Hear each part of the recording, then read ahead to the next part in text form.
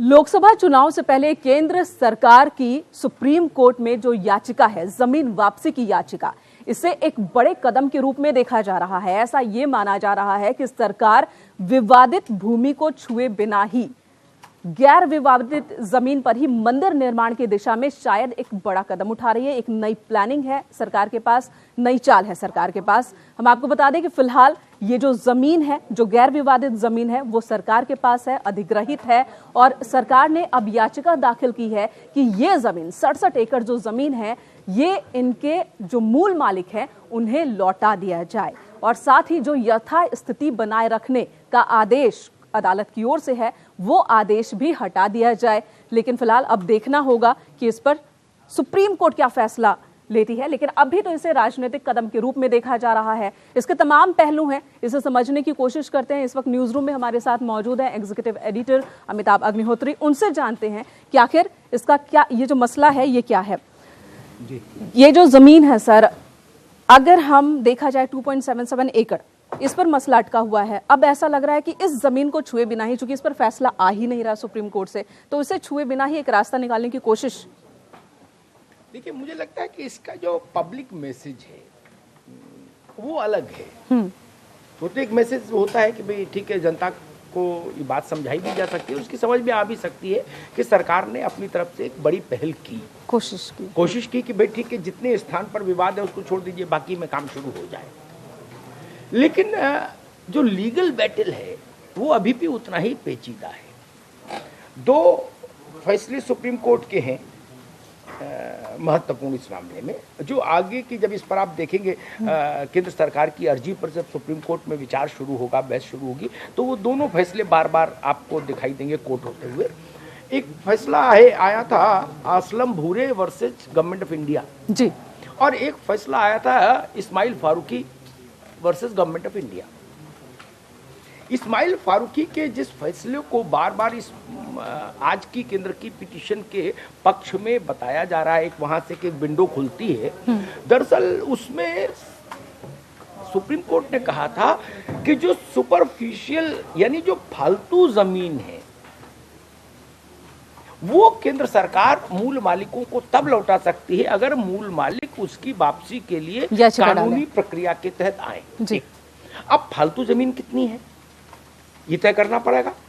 67 एकड़ जमीन फालतू नहीं, क्योंकि कोर्ट ने उसी में कहा कि अयोध्या के मामले में जब तक डिस्प्यूटेड लैंड का फुल एंड फाइनल सेटलमेंट नहीं हो जाता तब तक ये जो जमीन है इसको विवादित और गैर विवादित श्रेणी में नहीं बांट सकते जी। ये जमीन जो अधिग्रहित जमीन है वो इसलिए रखी गई है ताकि जिसके भी पक्ष में निर्णय आए उसको सहूलियत हो। केंद्र ने अपनी पिटीशन में एक और बात कही, उसने कहा कि जो मूल विवादित स्थान है 2.77 एकड़, थोड़ा सा उसका विस्तारित रूप है, क्योंकि कल्याण सिंह ने 2.77 एकड़ ही एक्वायर की थी, इसलिए वही माप चला आ रहा है, वही पैमाइश चली आ रही है। लेकिन एग्जैक्टली जहां पर वो 3 टॉम थे, जिसको सरकारी भाषा में राम जन्मभूमि बाबरी मस्जिद कहा जाता है, वो 3 टॉम जहां पर थे, 3 गुंबद जो ढाए गए थे 6 दिसंबर 92 को, वो जमीन 0.33 समथिंग एकड़ है, जिसको आज केंद्र ने उल्लेख किया।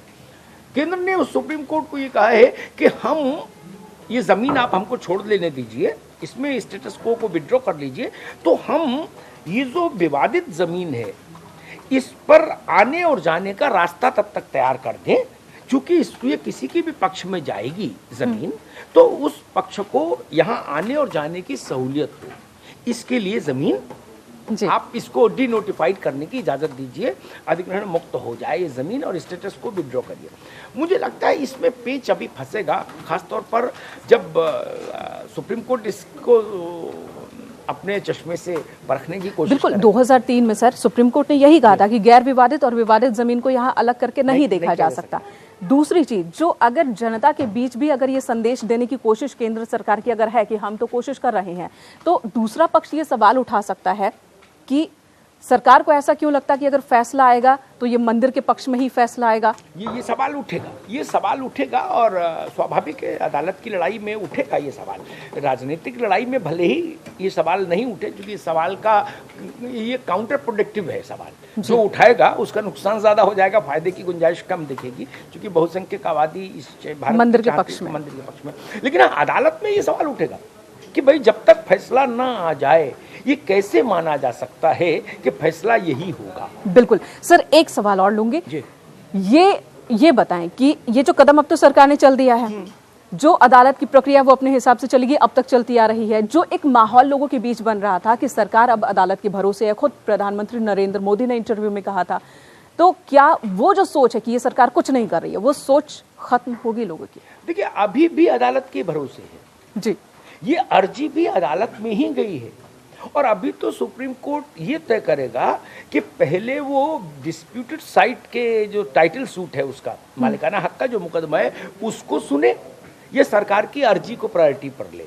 मान लीजिए कल को सुप्रीम कोर्ट कहता है कि ठीक है रखिए, इसको रखिए, पहले टाइटल सूट को सेटल करते हैं। क्योंकि सुप्रीम कोर्ट का व्यू ये रहा है, असलम भूरे वाले मामले में मैंने देखा कि टाइटल सूट से सब कुछ जुड़ा है। असलम भूरे के जजमेंट में कोर्ट ने एक जगह शब्द भी इस्तेमाल, ये वाक्य भी लिखा है कि सब अयोध्या में जितना जमीन का मसला है वो सब कुछ इस बात पर डिपेंड करेगा कि फाइनल जजमेंट क्या आता है जमीन का, जो टाइटल सूट है उसका। तो मुझे ऐसा लगता है कि शायद ये पॉलिटिकली तो बड़ी पहल है, लेकिन लीगल बैटल में इसको सस्टेन करना थोड़ा कठिन होगा। तो पॉलिटिकली एक कदम उठाया गया है, इसके तमाम पहलुओं को हम समझने की कोशिश करेंगे। आज रात 8 बजे महाबैस में अमिताभ सर ही होंगे और इसके हर पहलू को समझेंगे कि सरकार को इस कदम से कोई फायदा होता दिख रहा है कि नहीं, जनता के बीच कोई मैसेज जा रहा है या नहीं। जहां तक बात अदालत की है तो वहां पर भी सरकार को यहां पर जीत मिलती है या क्या, उस पर तो निगाह बनी ही रहेगी। और इस वक्त राजीव हमारे साथ प्रयागराज से जुड़ चुके हैं, हमारे सहयोगी, और प्रयागराज में मौजूद हैं इस वक्त करोड़ों की संख्या में भक्त श्रद्धालु और इसमें बड़ी संख्या में राम भक्त हैं और लगातार प्रयागराज से भी राम मंदिर की मांग उठ रही है। धर्म संसद का यहाँ पर आयोजन।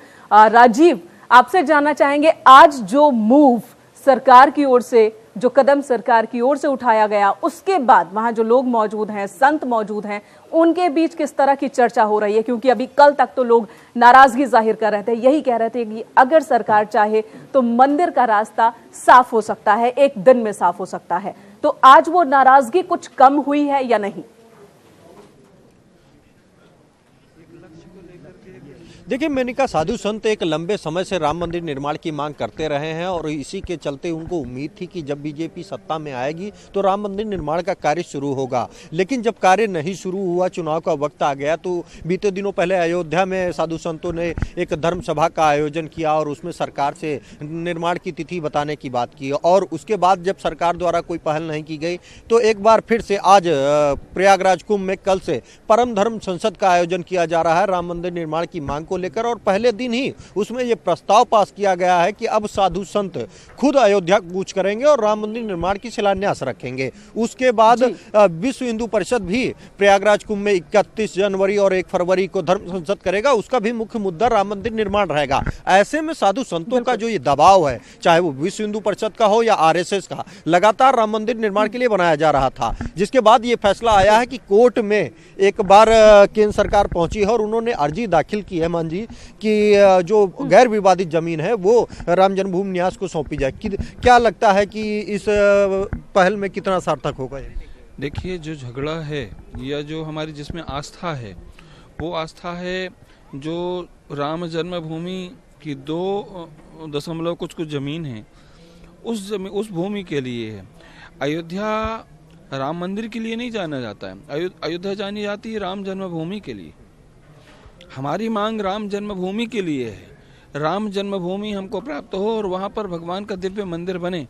एक बात और आपको मैं बता दूं, जो हिंदूवादी पार्टियां अपने आप को कहते थे, उनका हमेशा एक उद्देश्य रहा, उन्होंने कहा कि हमें राम मंदिर बनाना है। और वो 2 से लेकर के अटल जी की सरकार भी बनी, लेकिन उस समय बहाना बनाया गया और हमने मान भी लिया उस बात को कि हमारी उतना अब बहुमत नहीं है। आज जो मोदी सरकार ने जो फैसला किया है, जो पहल की है, क्या आप उससे संतुष्ट हैं? चला चले की बेरा है, मरता क्या नहीं करता, बस वही स्थिति है। आपको क्या लगता है कि जो मोदी सरकार ने राजीव, राहत मिलती नहीं दिख रही है? मोदी सरकार से हम नहीं, 100 करोड़ जो हिंदू हैं कोई भी संतुष्ट नहीं है, केवल मात्र दिखावा है। जैसा कि आपने कुछ नहीं है। आपने सुना कि लगातार संत ये कह रहे हैं कि जो आज ये पहल की गई है, जिस तरह की आवाज वहां से लगातार सुनने को मिल रही है, जाहिर सी बात है निराशा और खलबली, और शायद यही वजह है कि केंद्र सरकार ने आज ये कदम भी उठाया है। केंद्र सरकार को भी एहसास है कि राम मंदिर को लेकर लोग किस तरह से निराश हुए हैं सरकार के अब तक के उठाए गए कदमों को लेकर और कोशिशों को लेकर, और शायद इस वजह से आज ये कोशिश, लेकिन लोग ये भी कह रहे हैं कि चला चली की बेला है और इसलिए मरता क्या नहीं करता। राजीव, एक सवाल और कीजिएगा इनसे कि अभी तक जिस तरह से दूसरे मंचों से तीखे हमले, बड़े हमले किए जा रहे थे केंद्र सरकार पर, हालांकि बार बार भरोसा भी बीजेपी की ही सरकार पर जता रहे हैं तमाम, चाहे वीएचपी की हम बात करें या हिंदू संगठनों की बात कर ले, लेकिन तीखे शब्दों का भी इस्तेमाल हो रहा है, कुंभकर्ण तक कहा गया केंद्र सरकार को। तो क्या अब जो धर्म संसद होने वाली है 31 और 1 फरवरी को, 31 जनवरी 1 फरवरी को, क्या वहां पर थोड़ी नरमी दिखेगी शब्दों में?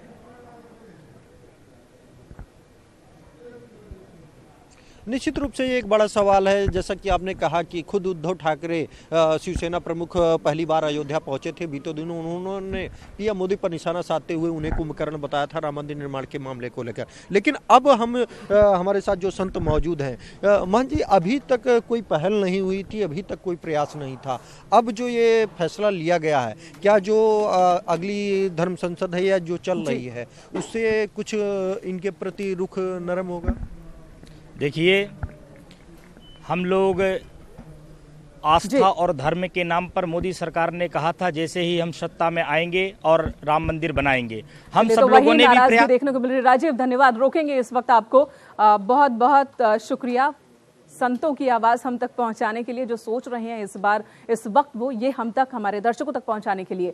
तो चलिए, ये तो बात हो गई अयोध्या में राम मंदिर को लेकर, विवादित गैर विवादित जमीन को लेकर केंद्र सरकार के नए कदम की। अब बात कर लेते हैं योगी कैबिनेट की आज की मीटिंग की। एक ऐतिहासिक मीटिंग, पहली बार लखनऊ से बाहर अलग उत्तराखंड बनने के बाद कैबिनेट की मीटिंग हुई, और मीटिंग का जो स्थान था वो कुंभ। तो कुंभ पहुंचे उत्तर प्रदेश के तमाम मंत्री, मुख्यमंत्री, कैबिनेट मीटिंग हुई, कई बड़े फैसले लिए गए, जिनमें सबसे बड़ा फैसला है 600 किलोमीटर लंबा गंगा एक्सप्रेसवे बनाने का। 4 लेन एक्सप्रेसवे का निर्माण होगा, जिसे 6 लेन किया जा सकेगा। और एक बड़ा फैसला यहाँ पर, और जो तमाम और जो फैसले लिए गए, प्रस्ताव पर जो मुहर लगे हैं, उसमें ज्यादातर प्रस्ताव सड़कों के निर्माण को लेकर ही है।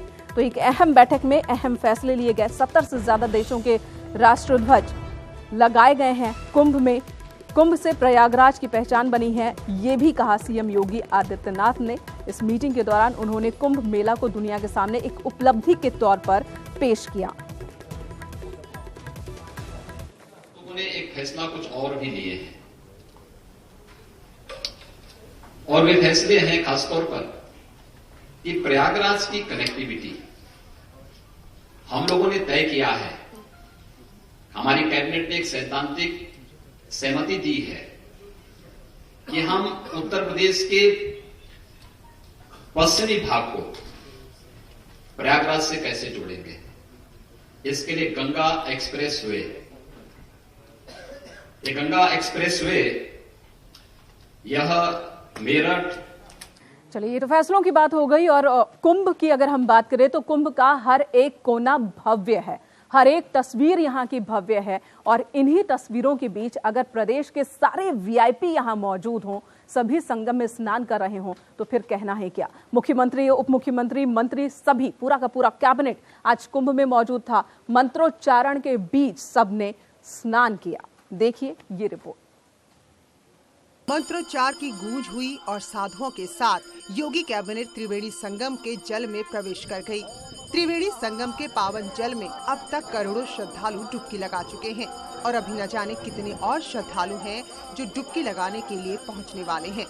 श्रद्धालुओं के साथ साथ संगम तट पर सियासी सूरमाओं का भी आना जाना लगा है, लेकिन संगम की रेती पर कुछ खास नजारा देखने को मिला। यहाँ त्रिवेणी के पवित्र जल में उत्तर प्रदेश की पूरी कैबिनेट ने स्नान किया।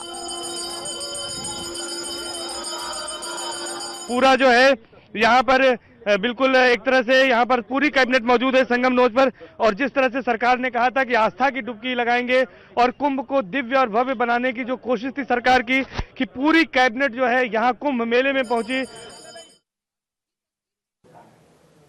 और कुंभ की महिमा ऐसी कि क्या पक्ष क्या विपक्ष। आपने कैबिनेट का शाही स्नान देखा, अब आपको हम दिखाते हैं वीवीआईपी स्नान। अब देखिए कि अखिलेश यादव समाजवादी पार्टी के अध्यक्ष वो भी संगम नगरी पहुंचे, उन्होंने भी यहां पर स्नान किया और कांग्रेस की नई राष्ट्रीय महासचिव प्रियंका गांधी भी पहुंचने वाली हैं।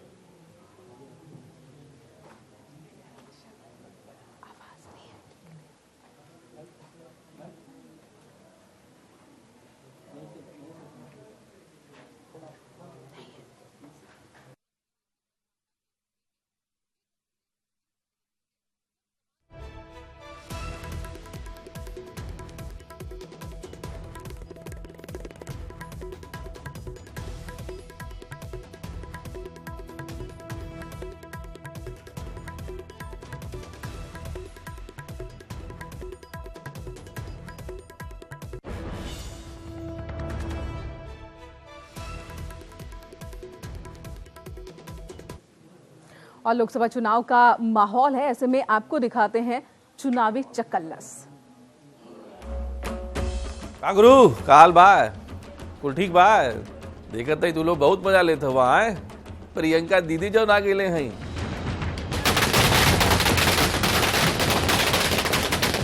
मेरी बहन जो बहुत केपेबल कर्मठ है कि वो मेरे साथ अब काम करेगी।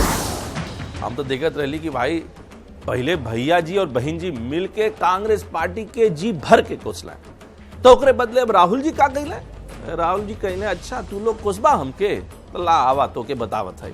तो भाई सबसे पहले तो प्रियंका जी के बदे हमने से सप्रेम भेंट खूब उड़ावल जाएगी कांग्रेस पार्टी का गुब्बारा।